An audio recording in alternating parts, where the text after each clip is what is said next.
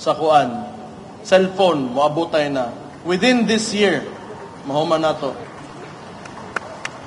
So part na sa itong digitalization efforts, garoon na ta na.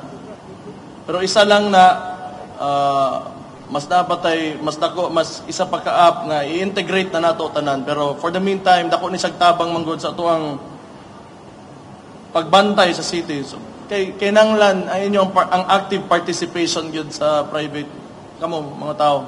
Importante kayo. Dili na mo makit-an tanan kaysa 2 million, more or less, 1.7 to 2 million daytime population diri sa Davao. 182 lang ang barangay. 3 ang congressman, way labot ang mga party list. 24 ang konsehal, 24